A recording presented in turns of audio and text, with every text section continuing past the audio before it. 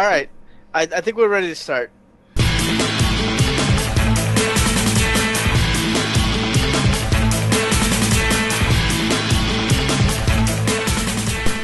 And welcome to the Geek Geek Podcast. I'm Joe.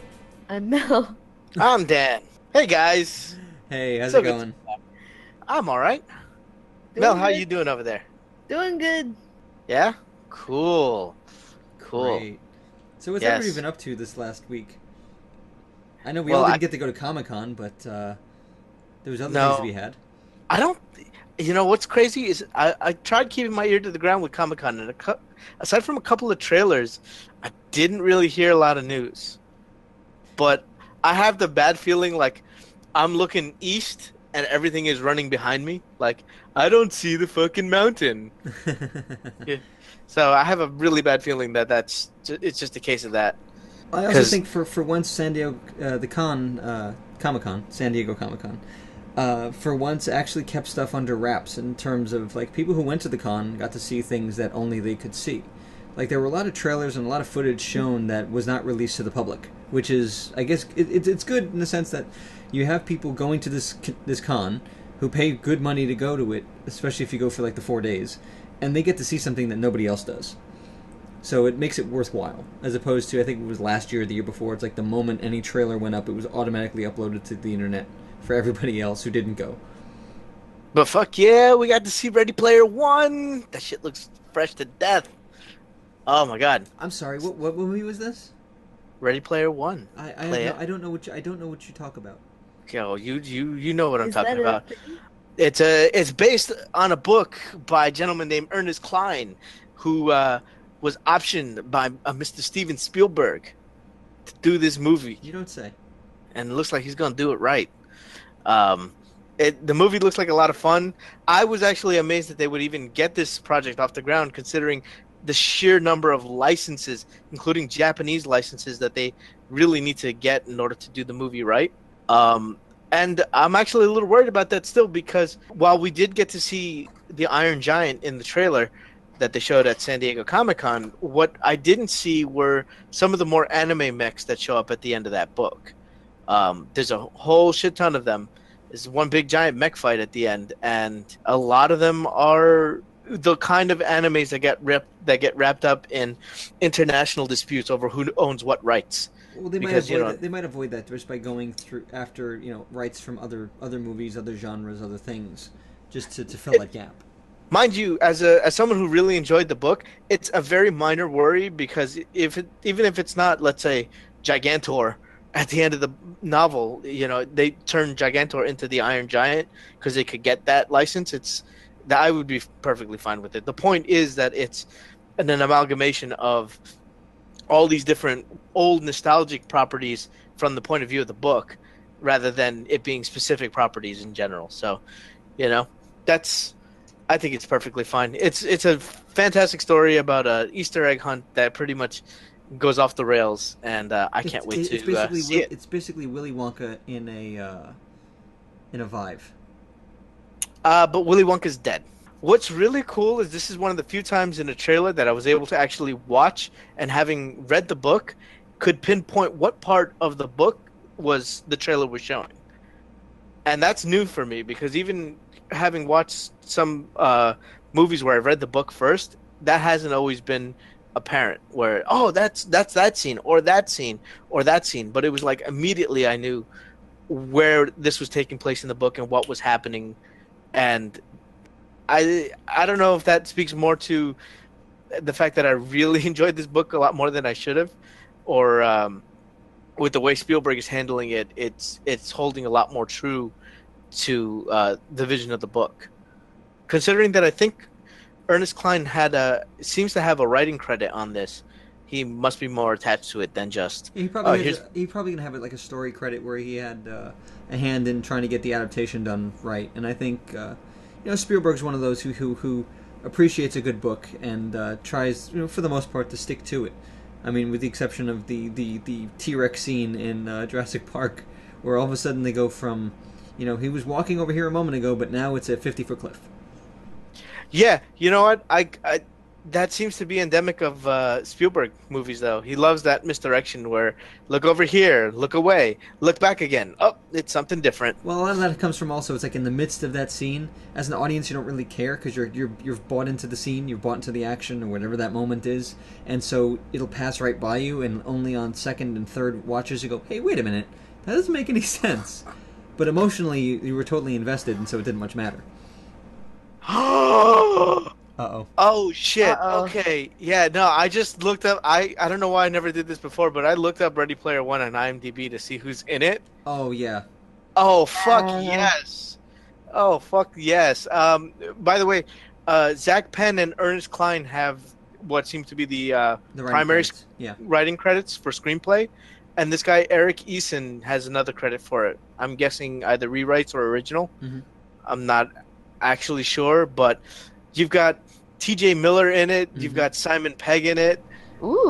Ben Mendelsohn, Mark Rylance, who just won an Oscar with Spielberg. Ben Mendelsohn, who was just in Rogue One. I mean, it's got a good cast. Oh man, yeah. Looks promising. Mm-hmm. I mean, it's bound to be better than AI, right? Well, That don't forget, guy's- AI wasn't his. AI was Kubrick's kind of baby, and Spielberg kind of finished it. So he rescued it. Essentially, yeah. He finished it for Kubrick after he passed. So that's not really a Spielberg movie. That's more of a Kubrick movie that Spielberg kind of tried finishing. I mean, to be fair, he did get hit on that pretty hard. Everyone, gave him the shit for that. Oh yeah. Oh, do they? Who's playing? Oh, they didn't. They don't. Oh wait, here he is. Is that him? Shit. Oh, this is riveting, by the way. Sorry. This is hilarious. Okay. No, because there's The there's wave like of emotions that are going by right now it's fascinating. Is it him? Tell me. Tell me. Are you okay? Shut up, guys. Oh, hey. Oh yeah. Who's that? Do you need me to get you an Oh, adult? that's nice. Do we have to get you a towel? Oh, yeah. Okay. Wow. Okay. I'll settle down now. No, you won't. What are you Um, reacting to? Please tell us. The casting looks really good. I'll say that. It's just I'm trying to remember the names and who's actually here and trying to put them next to each other in my head. And yeah, no, oh, that's who's playing Holiday. Do you Wow. need an adult? Okay. Yeah. I think No, we need to pry him away from the computer because he's just going to keep going until he wets himself. Okay, let me just stop. Uh, so Ready Player One ended up being the thing I was hyped about the most coming out of Comic-Con. But there was no Star Wars trailer that you were expecting. No, there wasn't. Actually, I was a little bit surprised by that. Star Wars didn't have a Han Solo trailer. They didn't have any footage from it. They didn't have an Episode 8 trailer, which, granted, they just released like a week ago. They released that behind-the-scenes video, so I didn't think they were going to really push back-to-back weeks of footage. But that's what you were hoping for because yeah, but that you was said one of they those were like gonna Hail reveal it Marys, like then. maybe. I mean, I like you am all in anyway. So Yeah, exactly. So it's like, It's like- any more footage. Like, listen, I don't need any more footage to get me to go see it. It was just one of those like it would be nice to go see it so I can Jones until December, but I mean I'm not sure if I'm gonna need that kind of Jonesing considering like the other stuff we got out of Comic-Con in terms of trailers. Well, what else did we get? Because I'm A little fuzzy. Oh, I don't know. A little trailer Oh! called Thor Ragnarok. I was gonna say, yeah, the Thor Yeah. trailer Yeah. came That was out. probably the best trailer of the con outside of. No, I think that was the best trailer of the con. To be honest, They're leaning hard into that aesthetic, which is sort of rivaling a bit of the Guardians of the Galaxy aesthetic. Well, it kind of matches the two worlds, where you have this bright, colorful world built by James Gunn for Guardians, and the Thor franchise, and go, you know what? Let's just marry these two as like the cosmic end of the Marvel universe, and I mean that trailer is fun. That movie. How looks long like do you so think much fun. Marvel's been waiting to use "Immigrant Song" for a Thor movie? Oh, how long do you were think talking they've about been the waiting first for trailer that? where they used that song? I think that was brilliant. Since the first Thor movie. I think anytime you mention Vikings, I think the Immigrant Song comes up. Mm-hmm. Just Mhm.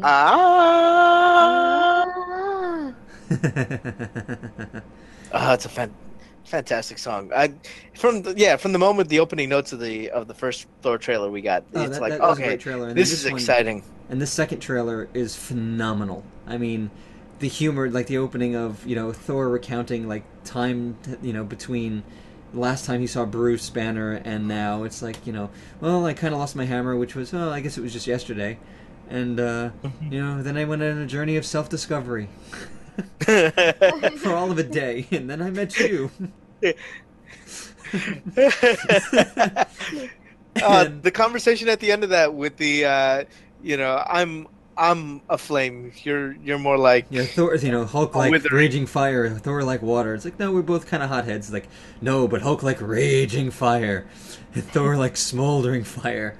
I think that's some of the best dialogue I think Hulk has ever had. One of the things I heard from Ruffalo, I forget what interview he said it in, but he made mention that the Hulk doesn't want to be puny Banner too much anymore, which is going to be really interesting going forward if they start moving him more towards we're just going to see the Hulk as opposed to seeing, which I think is phenomenal. But I don't know what that means for Ruffalo. But at the same time, that does give Ruffalo a way to get out of these movies if he doesn't want to continue. He's going to keep making them as long. He's going to keep making them as long as they're making movies with Hulk. But think about it though, Hulk is talking. Exactly. Carrying on conversations. Yeah, we haven't had that in a movie yet. Considering he's been in 2 Avengers movies. Technically, the Edward Norton independent movie, he didn't speak, other than Hulk smash and screaming. Yeah. So with all the spit. Yeah. that comes. And like the neck veins and everything. Now Hulk is intellectual. Yeah, he's holding a conversation, which is fascinating, and I just dig the voice. Yeah, pretty soon we'll get that kind of Hulk. Like, I remember a comic book from when I was a lot younger, and I think it had the Rhino in it because it was a Spider-Man Hulk crossover, and Spider-Man goes to see the Hulk, and the dude is straight up dressed in like khakis, has a small pair of glasses pushed up his face, and is reading books in a library. Like the Beast. Gently explaining everything to Mr. Peter Parker as to what is going on and what he needs to do. And it's like, wait, what? Yeah. Hulk smash? Well, Hulk is an intellectual. He is a doctor. Mm-hmm. He like was a doctor, but it's still the same brain. It's just a different body. That's all. Mm-hmm. Makes it really sad when they decide to shoot him off into space. Well, he's already in space, so we get to see, we have to get him back for Infinity War, so we have to see what goes on. On the Rainbow Bridge, it looks like, is the penultimate battle with Fenrir, which looks amazing. I mean, that whole trailer, that whole movie. Cate Blanchett looks fucking awesome as Hela. Oh, she Death? Hela. The one who destroys Asgard, right? Yeah, she's the god of death. Yeah. Oh, that just looks, and the headdress looks so fucking cool. Yeah, that does look really cool. She looks like she had so much fun making that movie. And, I mean, when you get, people like Tilda Swinton in Doctor Strange and now Cate Blanchett in Thor Ragnarok, it's like people are coming now that are, big names to go play in that sandbox. It's funny that you mentioned Tilda Swinton. Swinton. Is that her name? Swinton.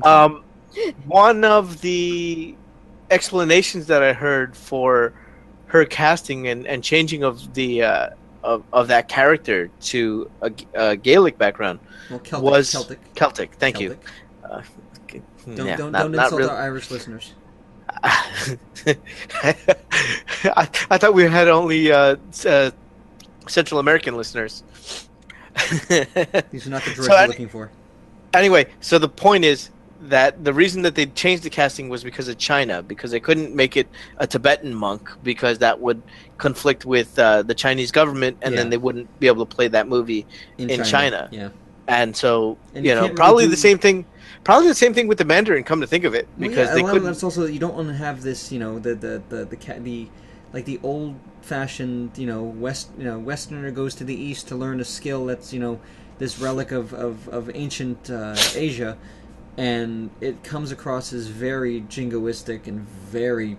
it does not hold up these days. Those kind of stories kind of even Iron Fist, it's one of those you could have told that story a lot better. than. But again, it to me, it's just one of those things where it's like everyone kind of is thinking something more sinister than when the truth is more pragmatic. Yeah. If we want this movie to open in China, we can't put a Tibetan monk No. in this movie. They No, have you too don't many piss off the problems Chinese- with You don't want Tibet. to piss off the Chinese government. You want to be able to still shoot movies there and market Marvel movies there, and you want to keep that money coming in, which is completely understandable. I mean, these things are made for mass market, and part of that Yeah. reasoning is where are we going to play this thing? And China's a big market. It's a It's gigantic not. market.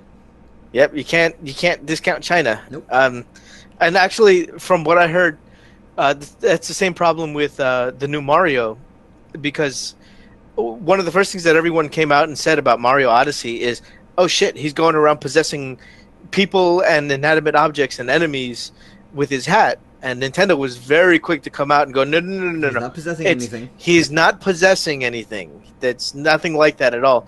Because in China, that is too much That's a of big like taboo. super. It's a big taboo. It's too much in that supernatural reign. They just probably wouldn't allow it, and you'd probably get a customer blowback from that as well. Exactly. That's a So- big market to say no to. Yeah. And then they're like, no, no, no, no. We're No, going to clarify this. we're going to fix this statement. So what does he do with this hat?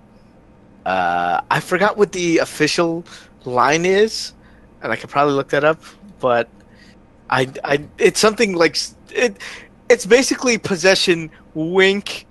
It's or rather, it's not possession. Wink. And yeah, that's probably what it is.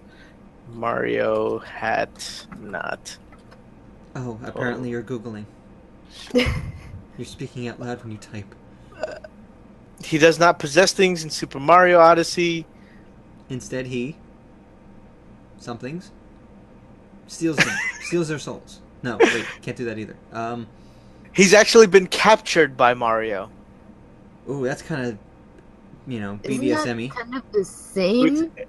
Which is a play on Cappy, the name of Mario's headgear. Possession obsessed headgear. Oh, are you on So Polygon as well? he captured. What is it? Is Mario at war? He's capturing all these people, or is he thinking they're all No, Pokemon? his hat is doing it, so he's not. So wait, the Wait, hat is isn't that the sentient? same thing? Yeah, the hat is sentient Yes. and talks to him. Oh But wow! isn't- What mushrooms are Mario taking now? So basically, the hat is possessing everything.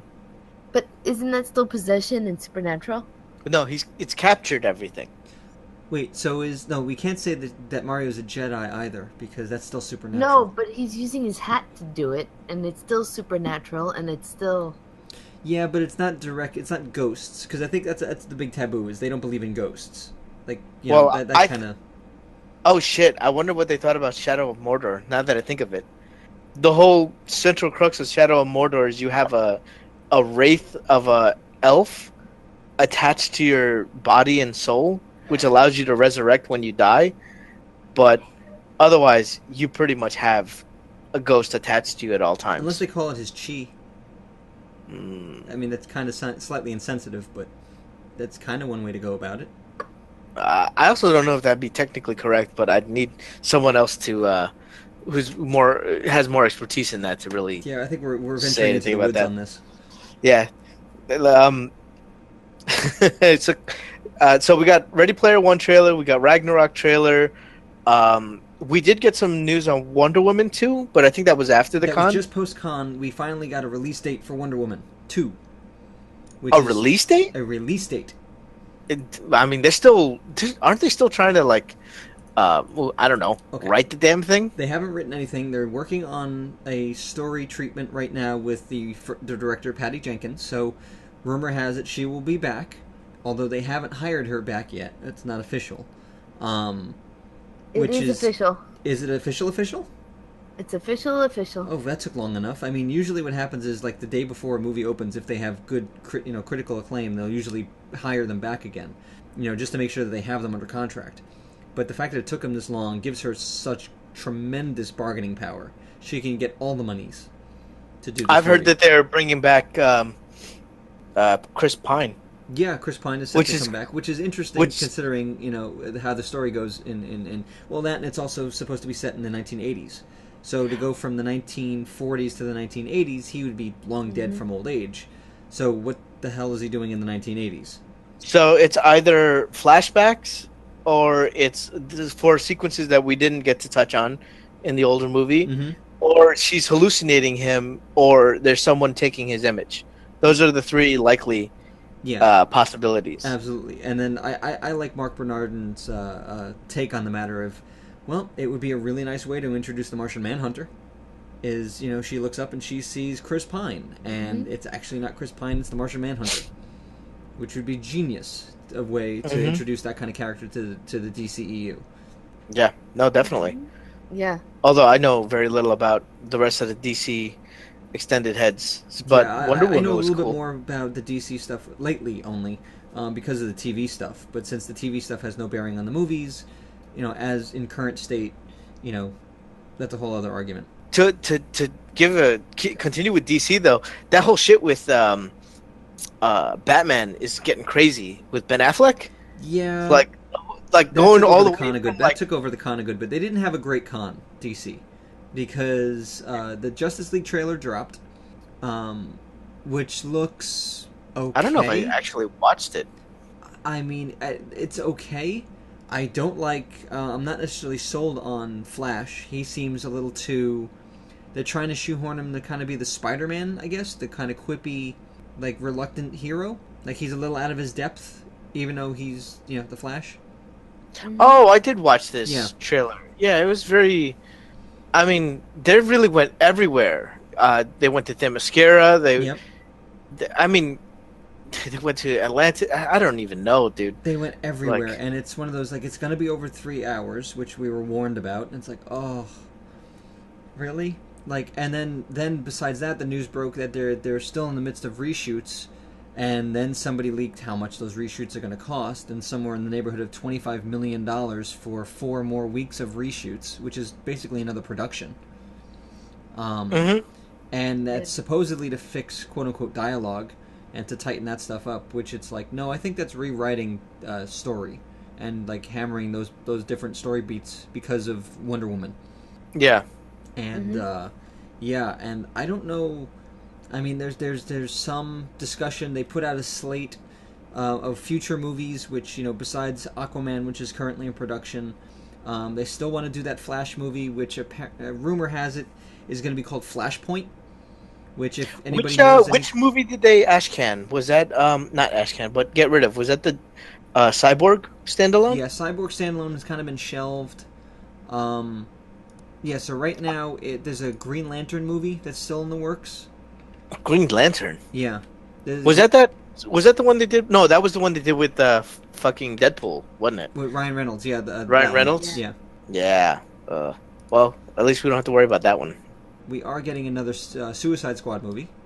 Oh, did you hear though? We're getting Shazam apparently. Well, we've been getting Shazam for the last 4 years, except nothing's moved. And the first casting news of that 4 years ago, I think it was 4 years ago, maybe off by a year or two. But Yeah, but I forget which director that Kevin Smith was talking to on that IMDb boat that he had, that he was hosting. He asked this director about it, and he's like, "Yeah, I'm directing Shazam. That's my next project." And you'd think that they'd make that announcement in the hall, as opposed to, oh yeah, by the way, I'm also doing this other thing for DC. Yeah, it was really a throwaway thing. He didn't even expect to get an answer, as far as I understand the story. He just like, "Oh, what are you working on next?" And the guy's just like, "Shazam." Yeah, that's very strange. Like he NVD, didn't bro. want to. It's like, But Shazam. if I have to talk about it, I guess it's Yeah. It's Shazam. like, oh well, thank you for asking me, but And again, they cast Black Adam, the villain, The Rock, as Black Adam several years ago, which supposedly kicked off. I think that hiring happened right after Man of Steel, if I'm not mistaken. And it's so nothing's moved since then on it. And now apparently they have a director, but I don't know when that's supposed to come out. They have, like you said before, the Batman movie with Matt Reeves. That's on the Who's slate. taking over completely because now he's rewriting his story. Which, truth be told, I mean, if Affleck was as a director, if they hired Ben Affleck to be Batman and gave him the ability to write that story and direct it, and that was kind of the deal, and all of a sudden now he backs out as director, it kind of makes the whole thing, well, it's not really going to be his vision now, it's going to be whoever we hired to be director. So that's kind of fair to go back to the writing stage. I feel like Marvel, or maybe just Disney in general, has much more clout to say, this is the movie we want to, this is the story we want to tell, this is the movie we're going to shoot, and you can put your spin on it, but this is the movie you're going to tell. Whereas most of the stuff out of the DC and other studios have been, more director driven. Those projects are much more in the sense that there is a script, the director looks at it, orders changes in the scripts, and then they go to shoot. Whereas Disney seems more like, this is the story, go forth with the story. Do you get that opinion too? Kind of. I think the comparison to DC versus Marvel in terms of the movies, the DC universe is built around Zack Snyder as a director. So Man of Steel and Batman v Superman are very much the cornerstone of that franchise, and everything has to fit into that because he is also the executive producer of the universe. If you go all the way back to 2008 when Iron Man started, Jon Favreau kind of was the architect. But he knew he was not going to stick around, so he had people from Marvel like Kevin Feige, and others kind of there to bounce off of. So he wasn't necessarily running everything. It was still Marvel in control. Whereas Warner Brothers has the rights to these movies through DC, but I don't think that DC has much say. I think it's Warner Brothers, the studio, dictating what they want to see, and they don't have a cohesive idea of what they want yet. They just want to compete with Marvel. So it's like a lack of vertical integration, basically. It's just, whereas everything in Disney is like, no, these are properties, these are the caretaker of the properties, and we hire the mercenary round of directors to put their spin on it, but ultimately they've got a smaller box to play around with, and DC's just like, well, Warner Brothers can handle it. They make movies, right? Yeah, I mean, I think the thing is this. But that feels like a very old school way of doing things. It's how we got so many bad video game adaptations. And you have people who are divorced from the material itself, trying to deal with it as a commodity as opposed to being fans.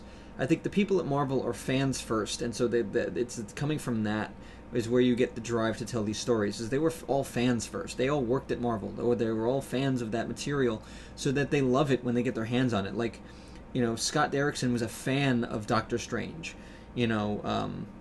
Joss Whedon was a fan of Marvel Comics. Jon Favreau, enjoyed, Marvel Comics. That's the thing, is you're getting people who are excited about the material versus DC and Warner Brothers, where it seems that everybody's a hired gun. And only recently you got Jeff Johns to kind of steer that ship, but that was after 4 movies. And you have people like, Zack Snyder, who were more known for, being flashy than, big comic book fans.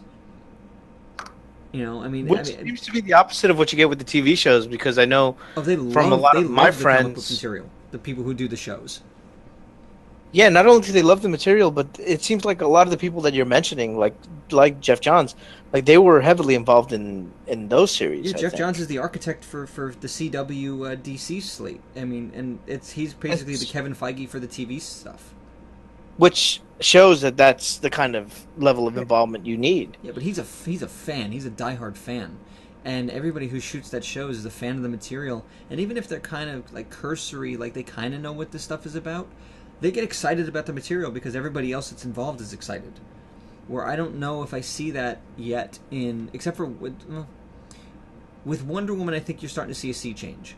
Where you had people who were actually interested in telling a story that was reminiscent of what the stories in the comic book were, as opposed to what looked good on a page. And they seemed to be fans of the material, and they spoke about shooting the movie, and they had not only had fun shooting the movie, but it seemed to be contagious. Yeah, I mean, when you have that kind of set where people are having fun, it goes into the work. And Wonder Woman, is a great movie, outside of the fact that it's a good superhero movie. On its own, it's a good movie. You can't say the same thing about Batman v Superman. You can't say the same thing about Man of Steel. You certainly can't say that about Suicide Squad. If you divorce the comic book stuff from it, it's just not a good action movie. I mean, and going forward, the slate of movies that they have coming up is they have the Batman, which is still being written. You have Aquaman, and like I said before, is being shot. They have a Green Lantern Corps movie coming out, which is supposed to be like a buddy cop kind of film. You have Justice League, which is coming out this November. You down the road you have Batgirl with Joss Whedon, which we don't know what that's going to be like yet. We have Wonder Woman 2, which was just announced. With Patty Jenkins returning. Supposedly there's going to be a Flash movie, which is Flashpoint, like I mentioned before. And if that's true, if the Flash's first movie, which is supposed to come out somewhere, I think 2020, that range.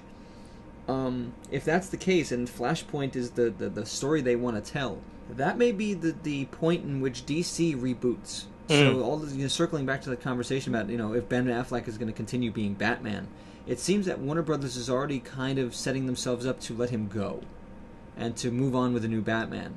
And whether or not the new Batman movies will have Ben Affleck as Batman, we'll have to wait and see. But if not, Flashpoint may be the point in which they recast, Batman. Because if you look at the age of everybody with the exception of Batman's in their 30s. I mean, Affleck's going to turn 50 in 2020. And if you're doing, if Matt Reeves gets his wish and gets to do a trilogy of Batman movies, the first one's not even being shot yet. And so the first movie will come out probably 2019-ish, maybe 2020.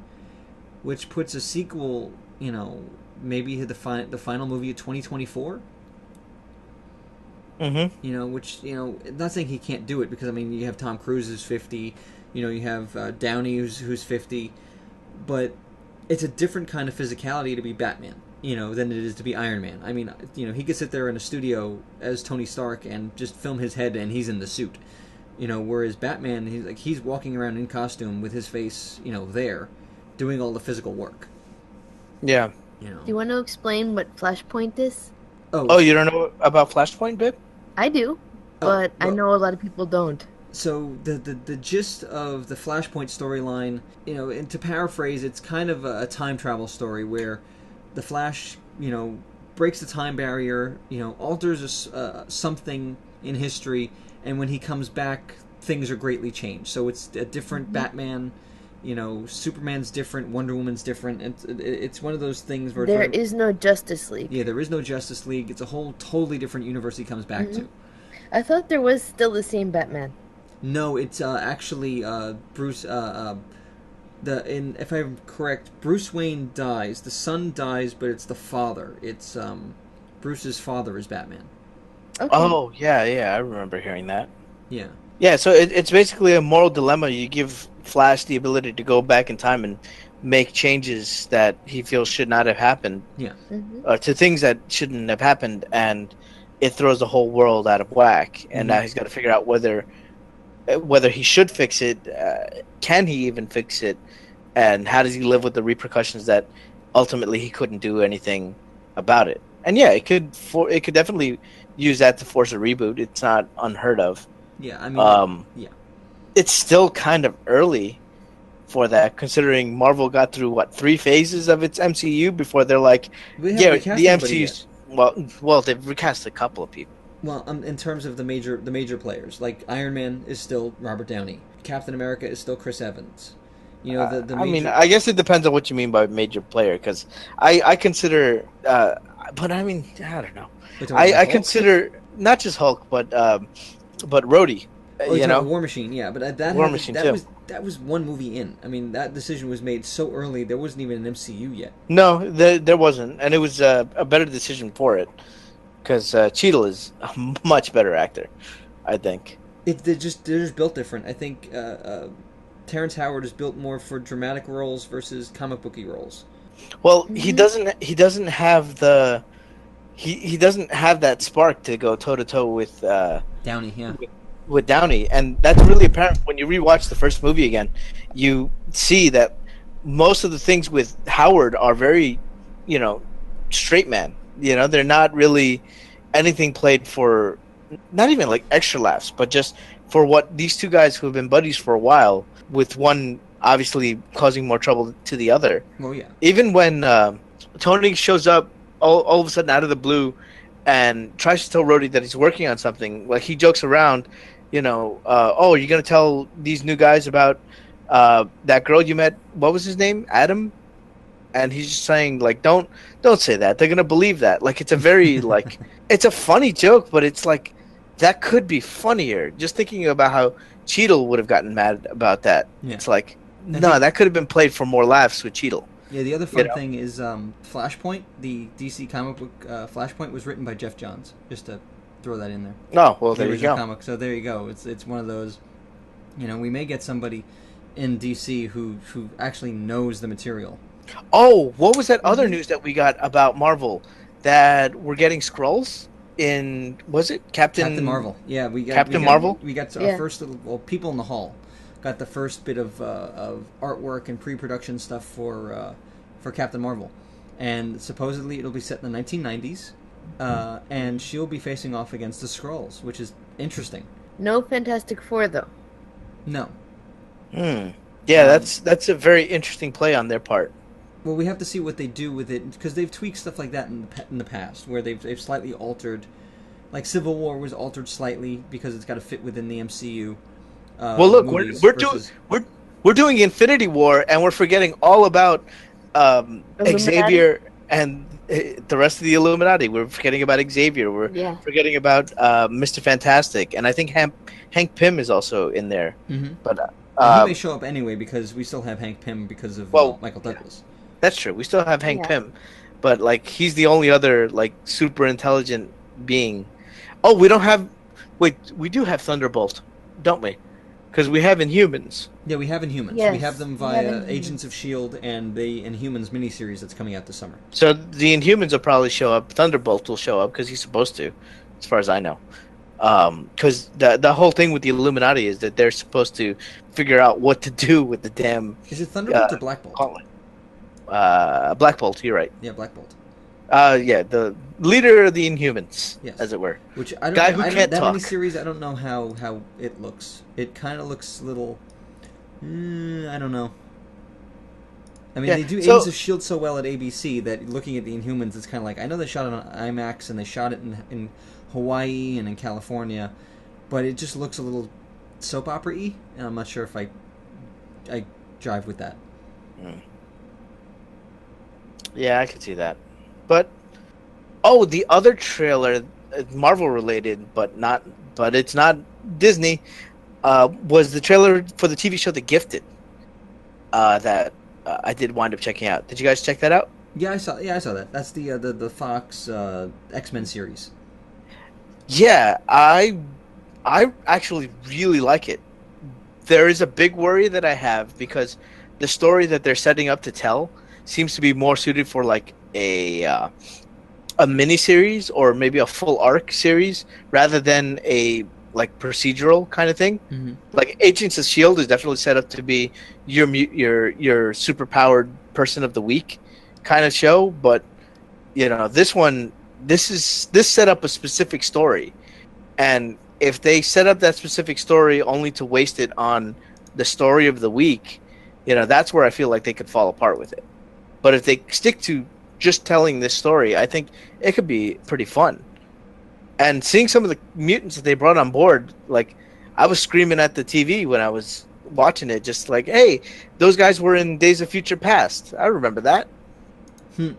So it's nice to see that all tied up, especially since it's coming from Fox and gonna be at Fox. Well, and it'll technically be the second. It'll be the second X-Men series that's on television because Legion is also on FX, which is another X-Men series. I still haven't checked that out yet. Yeah, I haven't either, but I've heard only good things. But we're also getting. I think Mel's gonna be happy about this. X-Men Dark Phoenix is the next one that's coming out. Yeah. Yay! I mean, I saw the end of X-Men Apocalypse, and I think it's just interesting that they chose to bring out Phoenix then when they did. So to dovetail into Dark Phoenix, okay, that makes sense. But this is them doing it all over again. You know what I mean? Listen, whoever it is at Fox does not like timelines because they just every movie they change their mind about what the timeline is. Yeah, seriously. I mean, it's not like you have like at Marvel where they have the big chart that's apparently like tables long where they have like from the beginning of time through all the movies about what happens and when. But like Mel, what would you rather see at this point? Would you rather see Dark Phoenix or Onslaught? Onslaught? They've already done Dark Phoenix several times in TV shows, movies. I love Dark Phoenix, but I would like to see something different this time around. I mean, arguably, they did screw up Apocalypse. Yes. So, I'd rather... I didn't mind it, but it's not Apocalypse. That was not a... I don't want to see them screw up Dark Phoenix again. Listen, well, I've kind of abandoned X-Men outside of the last two Wolverine standalones. They haven't done a fantastic job. I mean, they haven't aged well, either. But the X-Men series has not been great. No, not really. But, it gave us such gems as, I'm the Juggernaut, bitch! Oh, I think that's a low point. I can't help but smile every time I hear that line. Oh, it gave us, what's his name? Quicksilver. The new Quicksilver was good, though. Yeah, I did like him a lot. But I think that the only reason you had Quicksilver is because Marvel had already announced that Quicksilver was going to be in Avengers 2. And He's coming back in Dark Phoenix, though. Well, of course, because he's probably the best part of those last three movies is Quicksilver, because everybody likes the slow-mo stuff because it's funny. And they got to shoehorn that in there, because otherwise they don't have a script. They're going to bring in Dazzler. I don't know. Well, they already brought in, what's her name, Jubilee. Yeah, but is it really Jubilee, though? Well, that's the thing. If you brought in Jubilee, did you really need to bring in Dazzler? Because I thought Jubilee was a better Dazzler. Yeah, I thought it's so. weird. I mean, if you bring them in together, you can have one hell of a party at New Year's Eve and... Oh, 4th of July, yeah. Yeah. I found a card from like the 90s, when they had the trading cards for these things. Apparently, and I didn't realize this at the time, but Jubilee's power is nuclear, apparently. According to that card, at least. It might be wrong or might have been created for the TV series? That's what I thought. But when they rolled her back into Marvel Comics proper, they said her powers are nuclear based. So it's just nuclear energy flowing off from her hands. So she's basically irradiating everybody. So her power is to give everybody cancer? Or cure cancer? She should go do a radiation therapy? I think it's kind of... If that is still true, that's poor form for a character that's half Japanese. Ooh. Oh. Ooh. Yeah. I didn't think about that. I just thought about that, yeah. So, maybe. But I guess then that's Comic-Con. Mel, do you have anything from it that you want to talk about before we close the book on it? No, I think we touched on everything.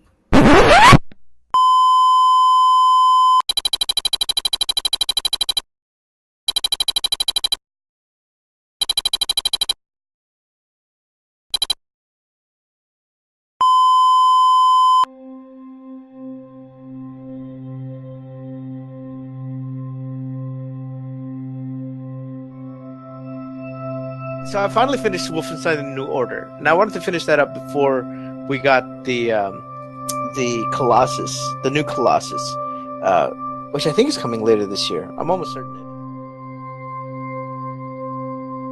The game's a lot of fun in general.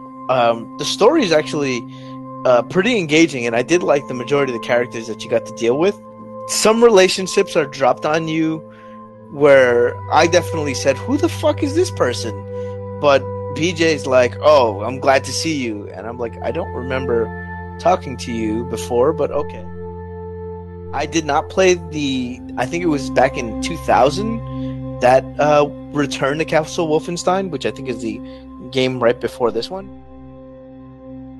When you hear Ron Perlman say war never changes at the beginning of a Fallout game, it's kind of poignant, but when every time a character has a monologue to themselves, he's talking about war never changing and, how screwed up in the head he is about war, it's like, BJ, just suck it up. Again, that's the major problem I find with the storytelling, is there's a lot of very jarring cuts where they're talking about you getting into some infiltration thing to get onto a submarine, and just when they finish talking about it, the level loads up and you're exiting the infiltration thing, and you're on the sub. It made me feel a couple of times like I had skipped a cutscene inadvertently, and that's not really good. But what was fun thematically, I guess, is there are a couple of moments of sex between characters that they actually use to pretty good humor, and it's pretty tasteful, but also I hesitate to say that it's realistic. Mechanically, the game is a lot of fun. A lot of it worked well, except for the sliding mechanic. You had this very odd sliding mechanic that was very simple to do.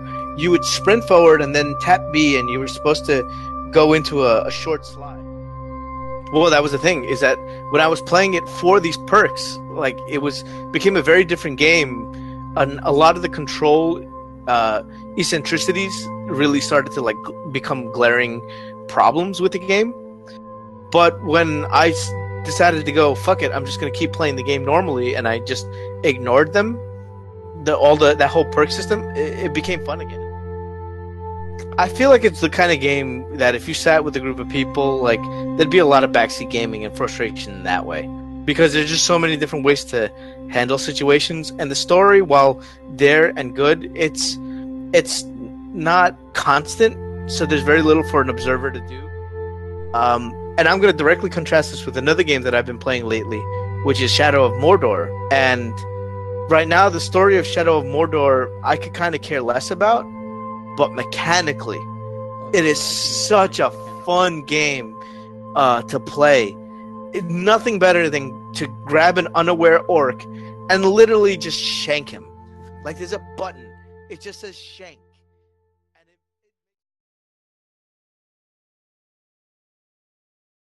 I can't even pull a developer out of my ass to save my life. Dan? What? How many developers do you have up your ass? We need to talk about this.